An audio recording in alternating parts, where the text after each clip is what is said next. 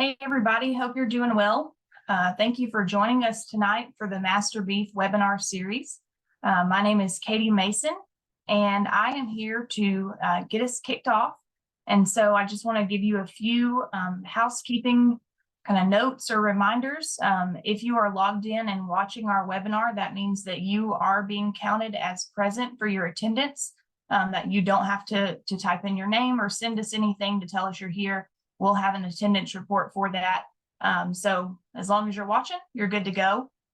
If your county agent has asked you to complete a survey, they'll communicate that with you to make sure that they get your attendance marked that way. But any questions about your attendance or registration, make sure that you contact your county agent for that. Also make sure that you have registered for all 8 webinar occurrences. We are going to have those over the next couple of weeks, and so we want to make sure that everybody's able to join for each of those.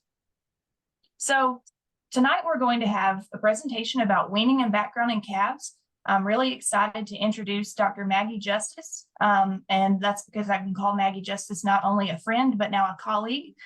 She is at the University of Arkansas, but she just recently finished up her PhD at Auburn, which is where I finished up my PhD 3 years ago before I started here at UT. And so I'm really excited to have Maggie here to talk about weaning and background in calves. And then at the end of the presentation, we'd be happy to take any of your questions in the Q&A box, and I'll moderate those questions and make sure that we get those answered. So with that, Maggie, if you want to go ahead and share your screen. Yes, hang on a second.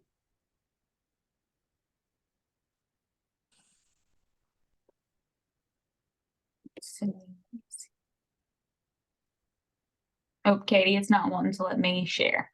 I got you. When I had to restart, there we go. See if you can now.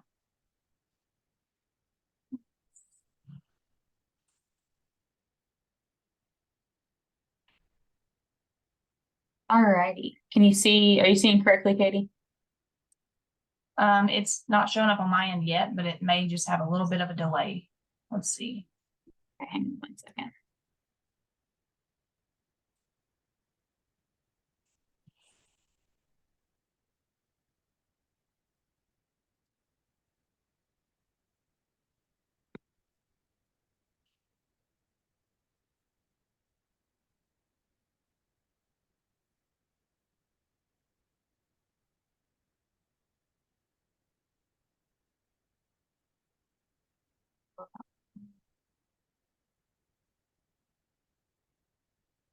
Okay, how about now? Yep, that looks great. And I will just kick it over to you, and then we'll follow up with questions at the end. Awesome, thank you. Thank y'all for having me on this evening. As Katie said, my name is Maggie Justice, and I just started here at the University of Arkansas as their beef cattle extension specialist. I hail originally from South Carolina, where I grew up on my family's commercial cow-calf operation. And so I've been part of the Southeastern beef industry for a long time. And it's my driving passion to help producers like yourselves, especially when we're thinking about weaning and background in calves. So as cattle producers, we have to think about what our goals are. And our goals in each of our individual operations are going to be different from most others. And I say that because one of the things that makes the beef industry so special is our diversity throughout the industry. And while we might all be cow-calf producers in one region, we might not all have the same goals in mind, and that's what makes us so special. So knowing what your goals of your operation are very important. Are you someone that is just worried about that annual calf crop and getting live calves on the ground, getting them to weaning, and then getting them to the sale barn? Or are you someone that's developing replacement heifers, whether they're going to go back in your own herd or you're going to sell them as replacement heifers to others? Or are you more concerned about retained ownership through the feed yard and looking at your beef genetic capabilities and how that product is going to be on the plate? No matter what your goal is, we have to think about the beef production as a system from a whole, and we're all part of it. And so weaning and backgrounding, as we can see here, are kind of that middle part of our production phase. Whether that calf is going to go back into our breeding herd or they're going to go on down the line to become those products that we know and love, it's important to think about what's happening to that calf's life and how we might impact it. So when we think about this weaning and backgrounding part of a calf's life, we have to think about our management strategies, how they're going to go on and what they're going to go on for, and how we can better help set them up for success. Because longevity in their life is important regardless of what end of the production phase they're going to end up in.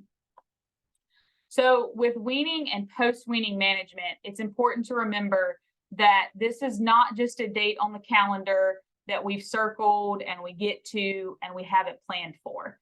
This is a critical and stressful stage in that calf's life. A lot is happening to it. Its health status is being tested with vaccinations and castrations. We're asking it to leave a familiar environment. And like most of our Southeastern beef calves, there's probably going to be a long transportation event in there as well. And after that happens, they're going to be commingled with animals they've never come in contact with. And so this is where preconditioning and backgrounding really grew in our industry and became almost its own sector. But even with this buffer to help our calves, like with preconditioning and backgrounding, there isn't a lot of consistency across the industry. And this has caused problems in itself. So when we think about weaning and post-weaning management, there's kind of a building stage we have to think of. Health and dry matter intake are related. So regardless if that calf was just freshly weaned from its dam, or we've brought in a group of stockers from the sale barn to begin a backgrounding period with, we have to think about their intake, because getting feed and water into them is going to help make sure that their immune system is working the best that it can. So we have to get them eating, we have to get them drinking, we have to make sure that they have a good health program, that we're monitoring them, their vaccinations are up to date. And then we can use things such as technologies our industry have really thrived on, such as implants and ionophores, to get us to that final end goal for those animals. So with weaning and post-weaning management, we have to make sure that we are setting our calves up for success. And then ultimately, because we are the footnote in that calf's life at the beginning, we have to make sure that we're setting our industry up for success with our calves. So with the first stage we want to think about is weaning. Okay, so traditionally weaning is just simply that. We're separating that calf from its dam. We're breaking that maternal bond, and that calf is now going to have to learn to live life on its own. But like I said earlier, weaning just can't be a date on the calendar that we've circled and we hope the night before that we have the scales charged and everything's ready to go. We have to think about how important strategy is in weaning. All right, this is a stressful time, and it's not just a stressful time for our calves. It's a stressful time for us as well. Grew up working cattle with my dad, my uncle, and I know even if we planned everything and it was a good day, it was still a stressful day. So think about everything that calf is also going through. This is a major event in its life when it's going through environmental changes, probably going through a chute for the first time in its life, probably getting on a trailer for the first time in its life.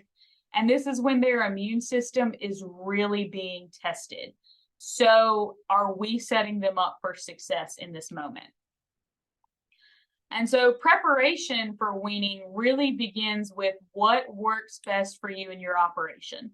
Like I said earlier, our goals as producers can often look different no matter where you're standing. So what works best for your operation is going to work best for you. It may not work best for your neighbor down the road. It may not work best for me over here in Arkansas. And so that's what makes this industry so special, is that everything can be so individualized, and we have to think about what we can handle and what we can work with. So what labor can we handle? Do we have a whole team of 20 people that can help us wean calves, or is it just us and our brother? What can our facilities handle? Okay, we'll talk about different weaning management styles, and there's one that probably looks to be best on paper, but if we don't have strong fence lines or we don't have chutes to run our calves through, that may not be the best option for us. And then ultimately we have to think about what time we can handle as well. In the Southeast especially, most of our cow-calf operations are secondary incomes, and most of us have other full-time jobs we have to worry about. So we may not be able to spend 2 whole weeks doing nothing but weaning. So what can we handle as far as labor, facilities, and time is important to think about when we're making these management decisions. So also, as far as preparation goes, things such as simple as record keeping are going to play a big role. And I know some of you might be rolling your eyes right now going, yeah, we all keep records. We know that's important. You don't have to waste a whole slide on it. But to me, this is just a great reminder about how important those records are. They're going to help us make major herd decisions. Do you know when that calf was born? So do you know exactly how old they are going into weaning? Do you maybe know how big that calf was when it was born? So how much weight it's gained on its dam side? And then something as simple as, are you sure who that calf belongs to? Did you write down the dam's tag number correctly at that time? And records don't have to be very fancy, okay? As much as I wish as we all could have access to Cattle Max, that can be an online record keeping like that can be expensive and sometimes hard to manage if you only have 40 head of cows. So written records are perfectly okay. You know, putting them on an Excel spreadsheet also works just as well. Just knowing something that works for you, you know how to read it, and you, most importantly, you know where it is what's going to help us with that. Record keeping is also going to help us with adjusted weaning weights. We know that adjusted weaning weights account for the effects of calf age, the age of the dam, and calf sex to help give us a standard 205-day weaning weight. And so why is this important? Why don't we just look at their weights on that day? Well, this 205-day weaning weight is going to make everything kind of even across the board, okay? It's really hard sometimes to compare the weaning weight of a calf that just came off of a first calf heifer versus that mature cow we've had in the herd for 5 years. So this puts everyone on an even playing field so we can really begin to make some of those herd decisions about who to keep and who to let go this season. Records are also really going to help us as far as our veterinarian relationship. Now we'll talk a little bit more as we get into backgrounding and some other aspects of weaning, but that veterinarian relationship right now is more important than ever. We all know that this summer some major FDA changes came on how we can get access to antibiotics. And so that veterinarian relationship is going to be important in getting our medicine, but also that veterinarian knowing what your herd is capable of and knowing the history of your herd is going to really help you as far as vaccination protocols go. All right. We want to make sure that we're giving the proper vaccines at the proper time in order to develop the immunity in our animals the best we can. And so our veterinarians are really going to help us decide which vaccine strains we might want to go after that season and help us make other decisions such as what animals might need a little bit of extra help during this time. So when we think about weaning and health protocols, there are 2 main things we go after, typically after we deworm them as well. But blackleg, I once had a producer tell me that he realized blackleg wasn't a problem until he didn't vaccinate for it. Just 1 year, he completely forgot to do a group of calves, and next thing he knew, blackleg was in his herd. And so it's one of those things that it's just become standard across the industry. So we don't think it's an issue, but we want to make sure that we keep it that way. So making sure those calves get vaccinated at about 3 or 4 months of age and then boosted when needed. Respiratory tract viruses, bovine respiratory disease complex is one of the largest issues our industry is facing today. And so we can begin at the time of weaning for that calf to really help them begin to build the immunity to fight those respiratory diseases as well. After we think about, everything we need to do at weaning, whether that be castration, vaccinations, and which calves we want to stay or go, the next thing we've got to think about are our weaning methods. And so I put the 3 kind of traditional weaning methods we think about when we talk to our extension specialists and our researchers. But with abrupt, fence line, and nose flap weaning, we also can modify these to fit our operations however we deem best. Again, you have to do what's best for you. And there are advantages and disadvantages for all of these methods. And so we're going to talk through some of those here in a minute. But while I said you might need to modify some of them, you might have, a week where you do a nose flap and then you fence line wean those calves later. Or it might be a year that we've gone through drought and you don't have a lot of forage left on the ground. So where sometimes you might typically fence line wean, this might be the year you have to abruptly wean those calves. So again, knowing what your operation can handle is really the foundation for our weaning protocols, and modifying these protocols to fit best to your operation. Now, with all of these weaning methods, preconditioning of calves can fit into any of these methods. And so when you hear us talk about preconditioning, typically we are referring to preconditioning of calves around weaning or right before weaning. And this is where we help to boost their health status with vaccinations. And then we make sure that they are prepared and can eat from feed troughs and drink from water troughs as well. So abrupt weaning sometimes is referred to as traditional weaning. This is when on the day of weaning, we separate that dam and calf, and we immediately break that maternal bond.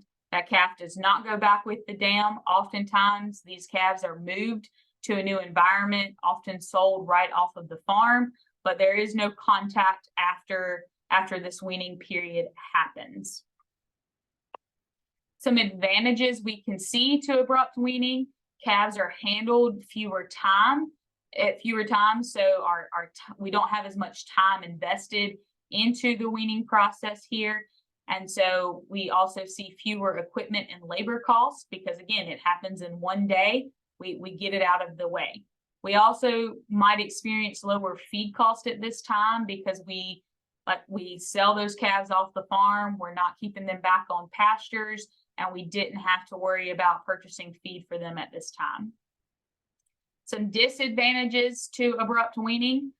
When they get to the sale barn, research has shown that there's oftentimes a higher shrink. So they lose about 7 to 9% of their body weight when this happens. Research has also shown that abrupt weaning causes higher stress, not only in our calves, but in our cow herd as well. We see extra wandering and bawling because they don't know where their calves are. Research has also shown that there might be some short-term performance issues in calves that have been abruptly weaned, as well as some immune system issues. Fence line weaning is nothing that's new to the industry. It is fence line weaning is simply on the day of weaning, the dam and the calf are separated, but then they are often put in pastures side by side. So some nose-to-nose contact is still allowed. So whereas that calf is not going to be at the dam side anymore, still is in a familiar environment, it calls out to the dam and the dam can answer back to it. And we are more gradually breaking that maternal bond. Some advantages we see to fence line weaning is, again, this is a gradual separation, so there could be some decreased stress. There is a reduction in pacing and bawling from both the calf and the dam because those calves are still in a familiar environment. They can call back. And fence line can sometimes have an advantage to time, because where extension recommendations and some of our research tells us that, this typically should be at a minimum of 7 days on the fence line, dams typically walk away in about 2 or 3 days. So again, this is fitting to your operation. When your cows decide to walk away and give up, the time definitely is going to just be dependent upon the herd. Disadvantages, you are going to have adequate facilities for this. Not all farms have a location adequate for fence line weaning, because in order for this method to be successful, we have to ensure that the fencing is in good condition and reinforced so that calves and cows cannot get to the other side. Because if they can break through the fence and get back to each other, we're not fence line weaning anymore. We're not weaning anymore. Those calves are back at their side. So adequate facilities are imperative to this method. Other disadvantages is that you're almost doubled up on your feeding and grazing plan, because you are keeping those calves back and they've got to have something to eat.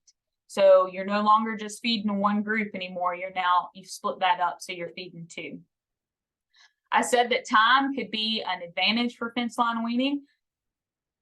It also can be a disadvantage, because not everybody's going to walk away in 2 to 3 days. And so you've handled those calves once, you've separated them, you've put them out in the pasture, and you're probably going to have to wait a couple of days before weaning is officially done. And then you're going to have to do something with those calves. So you do have a little bit more time invested in this management system. And the last method we're really going to break down today is nose flap weaning. And so this is not a brand new method to the industry, but it is a little bit newer. And so nose flap is just this device you see right here in my friend. It's inserted almost like a nose ring, and it is put in there to prevent them from suckling on the dam. So nose flap weaning is sometimes referred to as 2-stage weaning. This nose flap is added to prevent them from nursing, and so calves do remain with the dam. So you would bring the herd up, you would put this nose flap in the calves, and you would put them back out with their dam. And so this allows for even more gradual separation. And timing with nose flap is really the question here. Research is really conflicted on this. Some tells you that it takes as little as 3 days for these calves to go through this and learn their independence. And some papers tell you all the way up until 14 days. So again, this is going to be one of those you have to go on your own judgment and watching your herd and recognizing for the signs that calf has given up and is starting to learn to live life on its own. So some advantages and disadvantages to nose flap weaning. Again, those advantages, this is a gradual separation. So we do see some reductions in pacing and bawling, because they're still with their dam. They're at her side. Calves are still in a familiar environment, so they're processing some of that stuff that's happened to them, those vaccines and those castrations. And we do see some decreased stress in this method. Some disadvantages we see with nose flap weaning. Facilities. You've got to have a good chute, head catch to be able to put those nose flaps in. And you're going to have to handle those calves at least twice. You're going to have to get them up to put the nose flap in and get them back up to take it out. Just like fence line, you've got to have a good feeding and grazing plan to go along with this, because the calves cannot suckle on the dam anymore. They're going to be looking for food elsewhere. So making sure that they have access to good grass and feed to get them through this weaning time. And there are some additional costs here with the nose flaps. The yellow quiet wean nose flap, like we saw in that picture, they were about $2.50 per nose flap. Some of them go all the way up into $6 or $7 per nose flap. So it just depends on which brand you go with. And then of course, just like fence line, you're going to have some time disadvantages to this method. And so those are kind of the textbook definitions of those weaning methods. And so however you make those methods fit to your operation, is definitely a operation and personal decisions. And so, but how do those three in their traditional sense stack up to each other? And this was a question we asked ourselves. And so Dr. Mason alluded that I just left Auburn University. And so during that time, my dissertation project, we were looking at how these traditional weaning methods compared to each other. So this was a 2-year study at 3 Auburn University research centers. And we did a 2-week weaning period during that time. So over the course of 2 years, we weaned 429 steer calves. And so they were put in a fence-lined weaned group, a nose flap weaned group, and then an abruptly weaned group. And so we weighed them at the beginning, right before they were weaned, and then 2 weeks later, we ended our weaning period and we weighed them again. The fence line and nose flap calves remained on their farm of origin, and then the abruptly weaned calves were all transported on a tractor trailer to one centralized station to go through and to mimic abruptly weaning management. And so, as you can see here from my bar graph, we have our average daily gain going up here on the y-axis, and down here on the x-axis, we have our weaning methods. So fence line, the blue bar graph is going to be year 1 averages, and then the orange bar graph will be year 2. Right here, we have our nose flap groups, and then here to the right, we have our abruptly weaned averages. And then, so this 2.37 would be the fence line group average over the 2 years. And so, as you can see, the fence line calves in year 1 and year 2 were pretty consistent, gaining over 2 pounds a day during that 2-week period. The nose flap calves, I kind of said during this whole study, they weren't anything special. They didn't knock our socks off, but they also didn't disappoint us too much. And then, as you can see here on the right, our abruptly weaned calves, they struggled in that year 1 right here, but then in year 2, they really struggled. And so as we were mulling over this data and trying to gather some conclusions from this study, we were asking ourselves, what happened here? What happened in year 2? These calves all came from the same research farms, very similar genetics. We treated them all the same. And we even thought that the year 2 calves were a little bit sturdier and nicer looking than the year 1 calves. And so when we went back and looked at some of our other data, we realized that there were some major temperature differences in each year. So in year 1, across all 3 of my research stations, the average for that 2-week weaning period. Now, keep in mind that this weaning was done in June of each year. So if you can just imagine how lovely South Alabama is in June, you can imagine a little bit of what these calves were going through. And so in year 1, across all 3 stations, my station managers joked with me that I prayed extra hard because it was only about 85 degrees with low humidity. In year 2, across the average on that 2-week weaning period across all 3 stations, it was a nice 97 degrees with high humidity. And so with temperature being that vastly different across the 2 years, it was great to see this fence line weaned calf group, how they were able to remain pretty strong and consistent and able to make it even through some tough temperatures versus our abruptly weaned calves that while they struggled in year 1, it wasn't the worst thing we'd seen. And then in year 2, we mount some extra stress with the temperature differences, and we really see where the abruptly weaned calves struggled. And so part of that study as well is we wanted to see their stress response as well during weaning. And so during this weaning time, we took some blood samples to measure their acute phase protein response. And so all that tells us is that their body is reacting to something, reacting to stress and trying to right itself back to homeostasis. And so we did that through haptoglobin levels in the blood. And so we took a blood sample right before they were transported. So with the abruptly weaned calves, that would have been on the day of weaning. And for the fence line and nose flap group, that would have been at the end of weaning, so 2 weeks later. We took another blood sample 24 hours following their transportation event. And then we took a third blood sample 14 days after their transportation event to see how long their body might be in a stress response. And so for my bar graph over here on the right, the blue bar graph, the blue bars are going to be your fence line weaned calves.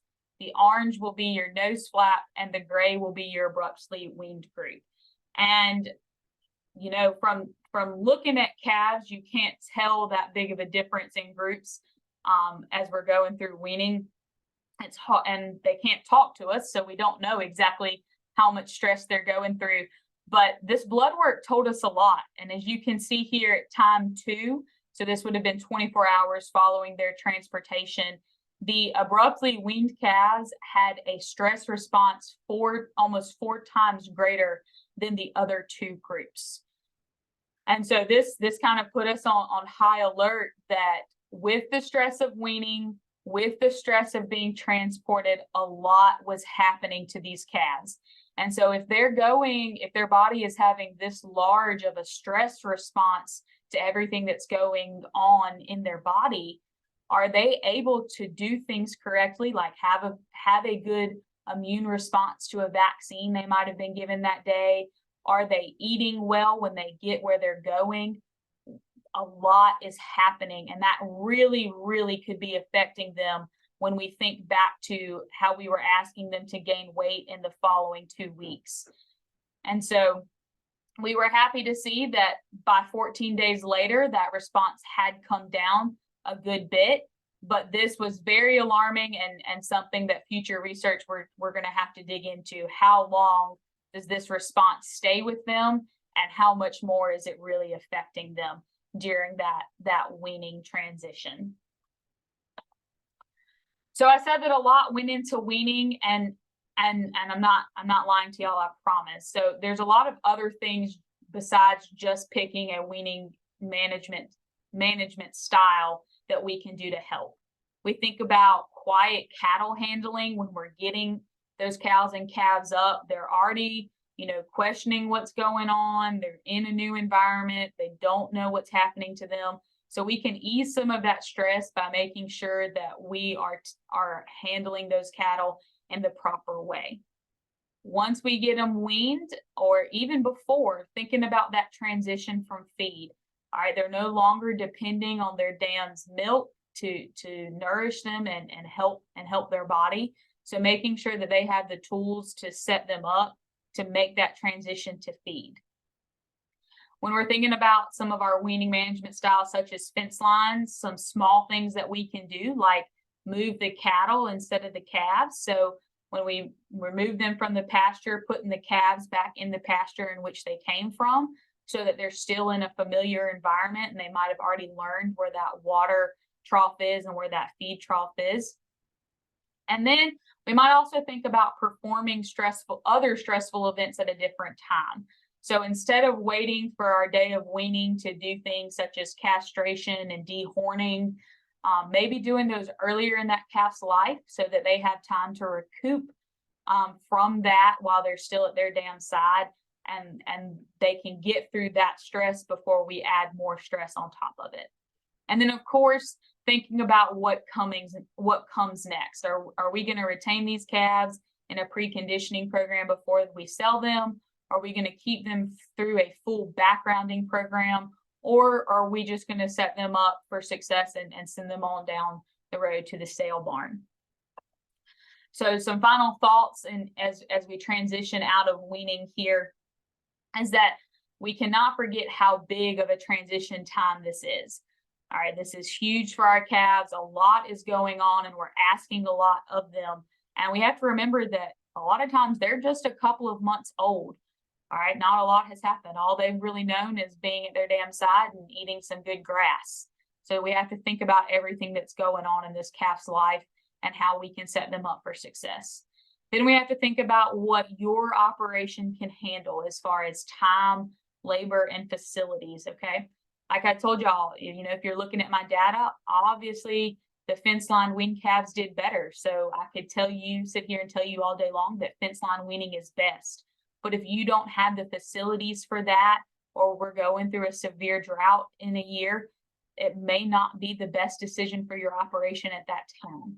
So being prepared, thinking ahead, and knowing what's coming will really help us set these calves up for success and sending them on down the road.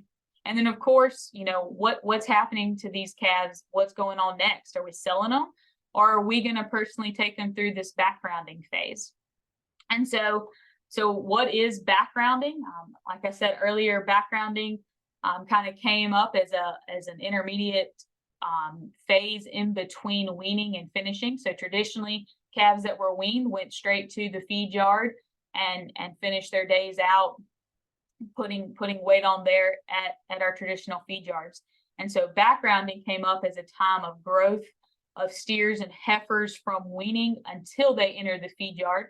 So a lot of times this phase really utilizes excess forage, and this is where the southeastern U.S. can really shine. We have the opportunity to grow forages almost year round and grow a variety of different forages. So putting pounds on these calves, helping focus on that muscle development while doing this at cheaper feed costs with our forages is what backgrounding is ideal for. Backgrounding is also used to sort out health issues. A lot of times background calves come from the sale barn in groups and have a lot of health issues that they need to sort out. And so backgrounding allows them to do that at a little bit lower stress environment before they do move on to that final phase of production. Backgrounding is typically a minimum of 45 to 60 days, but again, it's just going to depend on how much time you have, what your end goal is for those calves, and when we're going to move them on to the feed yard. So preparation for backgrounding begins with knowing what you're getting yourself into. Okay. Again, do you know what your end goal weight is for those calves? Do you know how much time you have? And are you ready to think about their health, your nutrition plan, and ultimately your marketing plan for these calves? And so the keys to success in our backgrounding operations are a defined health protocol, a proper nutrition plan, and a marketing strategy to go with that, to hopefully get some added weight gain on these calves at cheaper feed costs and possible price premiums because they have a defined health protocol at that time. So when we think about the health side of the backgrounding systems, we're really thinking again about that veterinarian relationship, our veterinarian client-patient relationship. What medications do we need to help set these calves up for success?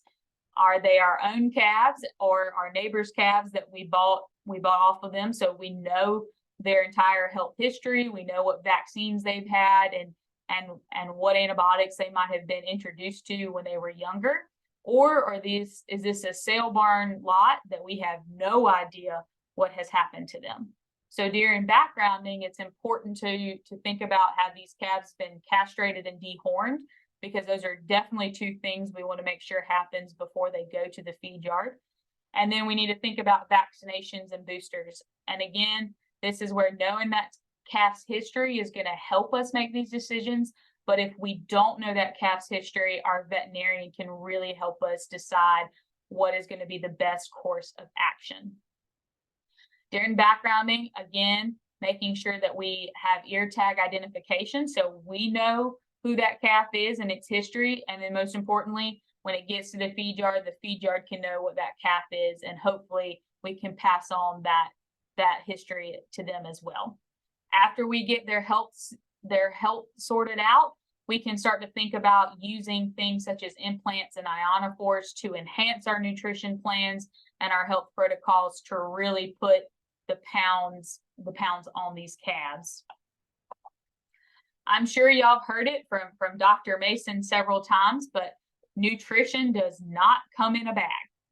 All right. It can be mighty expensive sometimes to go to the feed store and pick out that bag that has the complete feed mix and mineral mix in it. And if that's what you do, that's perfectly okay. That's not what I'm saying. I'm saying the entire nutrition picture, everything we have to think about for these calves does not come in a bag. When we think about nutrition in the backgrounding period, we also have to think about some other things. Making sure that calf is trained to eat from a bunk and drink from a water trough. And kind of like the record keeping, a couple of y'all are probably shaking your heads at me right now, going, well, yeah, duh, they need to be able to do all of that. But if a calf has been abruptly weaned from its dam, taken straight to the sale barn, and has now ended up in your backgrounding program, you can ensure that that calf knows how to do those. So thinking about lining the fence line with the feed troughs, making sure those troughs are short enough for them to access feed and water are important things to think about. Nutrition also comes into a factor with our weights. Knowing what that calf weighs and knowing our end goal are important steps to building our nutrition program. I also put this down here, realistic expectations.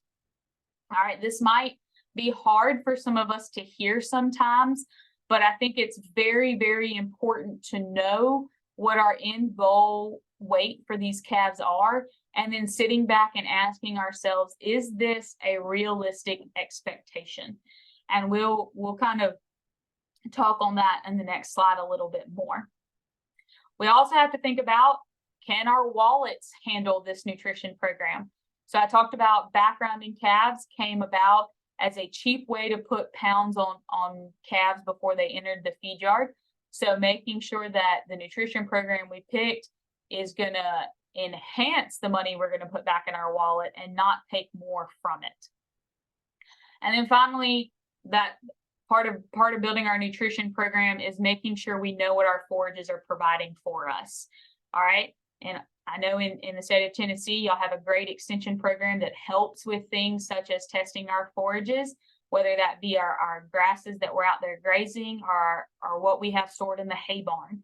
Making sure that we have a baseline, knowing what we are providing, and then building our supplementation from that. So realistic expectations, why do I say that? Okay. So say we plan to keep these calves 90 days and we want to take them from 500 pounds up to 1,100 pounds. Well, sitting back and going, can I put, an average of 600 pounds on these calves in 90 days? All right. So I talked about that study we did on those calves in South Alabama in June, July, and August. All right. We had to be realistic on our expectations. And so thinking about that, hoping we could get a 2-pound average daily gain on those calves. And so I took this chart directly from the NRC. And so this is the 650-pound steer starting out with an anticipated finishing weight of 1,400 pounds.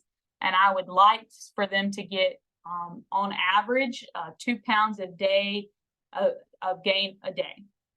And so what do they need in order to get those 2 pounds of day, or 2 pounds of gain per day? And so I've got to realize that on minimum, they're going to have a little over 18 pounds of dry matter intake per day with 59% TDN and 9.5% crude protein. So if I'm feeding them just some Bermuda grass hay that I had in the barn that is at 52% TDN, I need to recognize that I'm probably only going to get about 1 pound of gain per day for those animals, okay? That I'm not going to get this 2 pounds a day that I need. So knowing what my feed is providing for me and having realistic expectations on those calves. Because let's think about this summer. This summer was hot and I could have the best feed in the world out there for those calves to eat.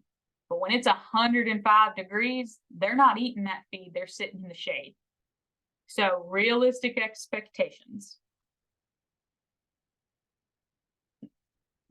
The foundation of our nutrition program is going to be our forages. All right.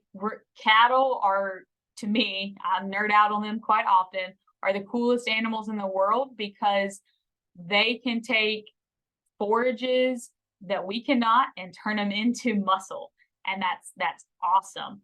And so, like I said, in the Southeast, we have the opportunity because of our diverse species of forages and the length that we can grow these forages at. So knowing when you're going to be backgrounding these calves, are you going to be backgrounding them in the cooler months when tall fescue might be the backbone of your operation?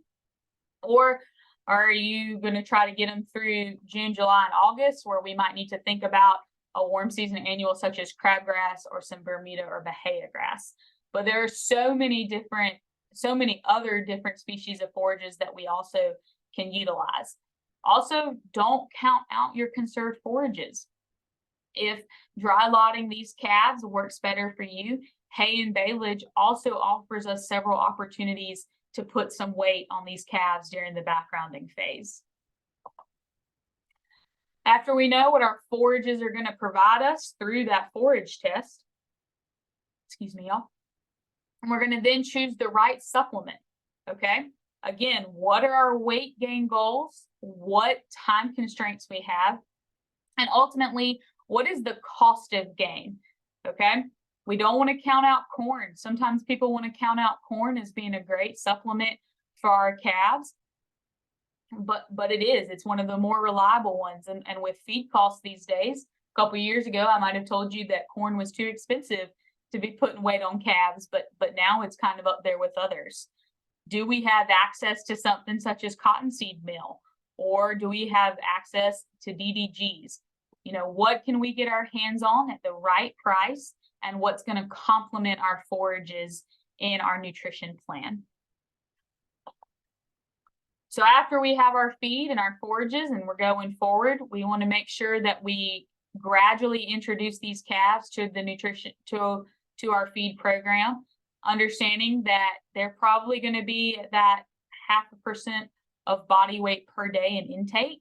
And then we want to gradually increase them, give their room and time to adjust, going from that calf diet to now a more mature feed and forage and supplement diet. We want to think about ionophores to really help with our rumen health and really help the efficiency with our animals. And then we don't want to forget about the simple things such as our minerals. Minerals can be something that are often forgotten, and we don't think that they're causing problems without having them, but minerals are needed and can enhance our animals' opportunity to gain weight and be as healthy as possible.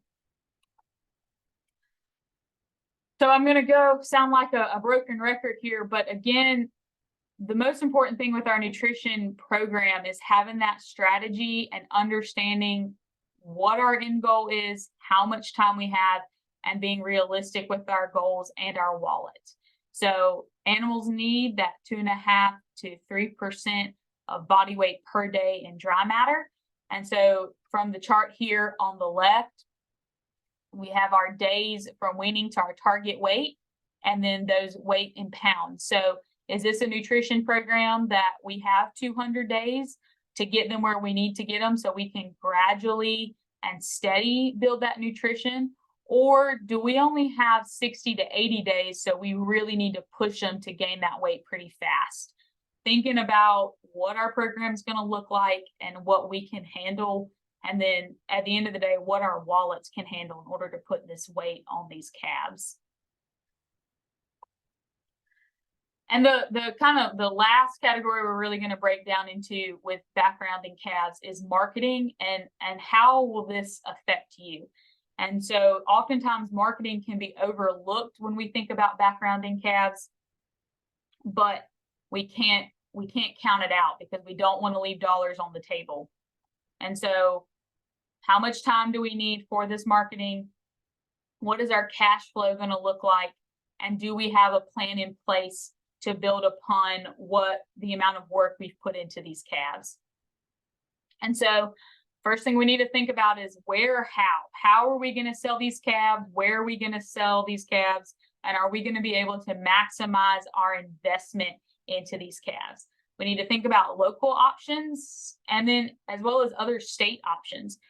Does your local extension group have have a program that you can enter. Several states do. You know, do we have opportunity to utilize those resources available to you to really recoup that investment you've put in? Because without a prior plan in place, you risk not getting the best possible return on investment. I surveyed producers in the state of Alabama a couple of years ago, and they told me that they didn't think backgrounding was always worth it because they didn't get the best return on those calves always. But then almost 70% of those guys told me that they just take them to the sale barn without prior planning. And so they probably weren't getting the best premium price for those calves. So thinking ahead of time and knowing how we're going to get that money back is important. So there are a ton of marketing options out there. This can be an individual or, like I said, small groups that go through your local livestock auctions, your traditional sale barns. You might market these calves collectively through board sales or internet sales. Oftentimes, these are done with uniform groups. They might be the same sex or similar size, and this can be where your greatest marketing potential comes from. But here, communication is key. If the sale barn doesn't know that these calves have been backgrounded or gone through a preconditioning program in which we can guarantee their health history and things like that, then they can't help you out. So talking to your local sale barn, learning if they have a sale or not, and if they don't, maybe looking for other outlets to sell those calves through. Knowing what your options are and planning ahead of time is what's important. Now, I can't sit here and tell you that the cattle market, especially right now, is predictable, but that's where planning, having that plan in place, and making sure we're communicating with some of these outlets to really make sure that we're setting ourselves up for success and giving ourselves the option for the best possible outcome in selling of these calves. Other options with backgrounding is we can think about retained ownership as well. So this is where you would own those calves through the feed yard phase. And this might give you the opportunity for full profit potential. And it also give you the opportunity to really look at your profit potential from your genetic selection. So if these are home-raised calves that you've weaned and then backgrounded, retained ownership really gives you the opportunity to see how that genetic selection is going to perform on the rail as those carcasses are being cut up and graded by the USDA. Of course, like the cattle market in general, there are additional risks to hanging on to these calves.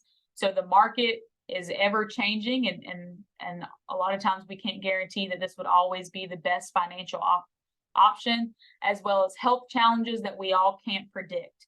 All right, we can set our calves up in the best way possible, and they get to the feed yard and break a leg, and that's something we can't control. So this would be an additional risk that we are taking. So to kind of show you some of these backgrounding diets and their potential, we're gonna go back to those calves I talked on earlier. So after those calves at Auburn University went through that weaning period, we then put them through a backgrounding period in which we were testing traditional southeastern forage-based diets. So we had a grazing of warm season annual mixture. And so that was crabgrass, a forage soybean, and pearl millet. Then we had a baleage diet in which they were eating cool season annual baleage, and then a Bermuda grass hay diet. And so with all of these diets, the forage was the base, and then they were also given a DDG supplement as well at 1% of body weight per day. And so as you can see from my graph here on the left, this GD right here, that would be our grazing diet. HD would be our hay diet, and BD would be our baleage diet. And the blue bar graph would be the first 30 days of performance, and the orange will be the second 30 days in that 60-day backgrounding period. And up here, of course, I have the average over the full 60-day for each group. And as you can see, that for the most part, all three of our diets, our forage-based diets, were successful. We had pretty good gains to be July and August in South Alabama, with our grazing diets and our baleage diets being the most consistent. that hay diet had the highest performance there in the first 30 days and then kind of didn't do as well the second 30 days, but overall for the 60 days, about 1.4 pounds per of gain per day was pretty successful.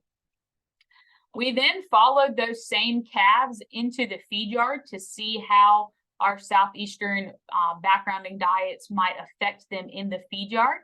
And so here in the blue, we have our grazing diets. In the orange, we will have the hay diets, and in the gray, we will have the baleage diets. This first period here would have been the first 35 days in the feed yard. So this is when the feed yard is transitioning them to that full feed diet. The second period would be 35 days in the feed yard to 100 days. And then the third period would be that 100 days until they were sent to harvest. And so this is their average daily gain. And as we can see, we saw some slight differences in average daily gain here in the first period.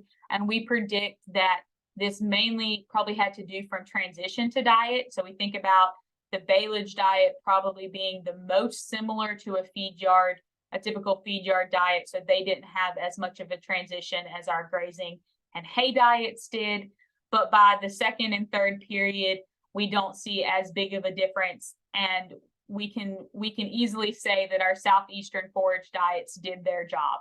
These calves were successful throughout the feed yard period, and we had about an 89% grade choice or better during this study. So we were really excited to see that these diets where the Southeast can really shine had the opportunity to set these calves up for success through that final phase of production. So as we begin to wind down, just some things to remember about our backgrounding phase is that ultimately in the backgrounding phase for us, economic factors are going to be the driving force. Again, what can your operation handle as far as facilities, labor, and time go? And then ultimately the genetic capability of those calves. Okay, we can provide some of the best nutrition in the world and set them up, but what their body can handle ultimately will be one of those driving factors. We have to think about the cost in our backgrounding, as well as with feedstuffs and health inputs, and what our price premium at the end of that program is going to be, and how that pre-planning is going to set us up to make sure that we're not losing money in this phase, and that we're setting those calves up for success, and ultimately we're setting ourselves up for success. And so just to kind of wrap things up, if y'all couldn't tell already, I really love this graphic, and it's really important to think about that while we might be cow-calf producers, we're all part of this beef production chain. And we have to think about the decisions we make during this time and how they are going to affect the longevity of those calves. Whether they go back into our breeding programs and back into our herd, have we set them up for success to be productive in the herd for a long time? Or are they going to go into backgrounding and eventually into the feed yard? And have we set them up to be the most successful in gaining weight and healthy animal that they can be? Because ultimately, it's going to benefit the well-being of that animal and the production longevity of that animal. Can we help curb some of these issues our industry is seeing with health and death loss in the feed yard? Can we increase the level of performance in our calves with these management decisions we are making? And overall, can we make better on the cost of our cattle? Can we help make them more efficient so we're not putting as much input into them? And at the end of the day, can we put a little bit more money into our wallet while improving the carcass characteristics and the product that we're selling to the public? And with that, maybe we can have a more sustainable industry because we've made that chain a little bit more sturdy. So I hope I didn't throw too much out at y'all. I am very passionate about weaning and backgrounding calves and these management decisions we make. and how they're going to affect us on down the production line. So for some more information, follow the QR link. Please, if you ever have questions, feel free to reach out. And Dr. Mason, I think that's all I have now. All right, wonderful. Thank you for sharing that. That's outstanding information. I think a lot of really good reminders and even some new stuff maybe that folks have not heard. And so we really appreciate you sharing, especially your research, because I think that project is just so directly applicable. That's why I like to hear about it, because I think folks can take that information right to the farm and use it. So we do have a few questions here in the Q&A box, and I'm going to read those so that everybody knows what the question is. And then Dr. Justice, you can answer, or I can answer. I'll let you take the first stab at these. So the first question is, can you detail what the 205-day age standard actually means? Yes, so the 205 adjusted weaning weight, like I think I said earlier, is just putting everything on an even playing field. So we don't want to you know, mature cow might wean a calf at 550 pounds, and that first calf heifer might wean a calf at only 450 pounds. So is it fair for us to compare those performances directly? And not exactly, because that's that heifer's first time out. You know, she's just getting her feeding under the ground. So that adjusted 205 weaning weight just puts everything on an even playing field, so we can compare our calf weaning weights across sex, dam age, and calf age. All right, our next question is nose flaps. Do you have any particular brand that you prefer? Someone said that they had an experience where some came out pretty quickly after they installed them. So maybe you can talk about the ones that you have experience using. Yes, absolutely. So I found this question really interesting, Dr. Mason, because I feel like I have a lot of questions on nose flaps after that research project. And so with this research project, it was actually the first time I had ever used nose flaps. And so we did use the I think Quiet Wean was the first one to have the patent, but the traditional Quiet Wean smooth bottom nose flaps. And so you saw in that picture, you could see there was a smooth bottom to them. There are lots of different options on the nose flap. Some of them have spikes so that the dam is quicker to react, so the calf won't suckle from her. As far as falling out, it was pretty funny. My managers had equal kind of different experiences with them. One station never had, over 2 years, never had a nose flap come out. One of my station managers sent me a video of a calf still being able to suckle with the nose flap in. And then one of my managers was putting nose flaps back in every other day. So again, it's kind of a personal experience decision, and it's weird. So I'm always down to talk about other people's experience with them, because I think it's funny how different everyone has had when using them. Yeah, some of that stuff is just kind of a gamble, you know, as you try to figure out what works best for you. So a question, I think maybe about your research project itself. Did you mention which weaning weight had the lowest mortality rate? I'm guessing in the feed yard, maybe? I did not, but that is a good question. So we were very fortunate that we had great health while they were still in the state of Alabama. So during that weaning and backgrounding phase, we didn't have any mortality because of management. And when they went to the feed yard, there actually was no difference. I think it was kind of funny, almost the same number of calves from each weaning style had health issues, or we had some die, but there was no difference across weaning management.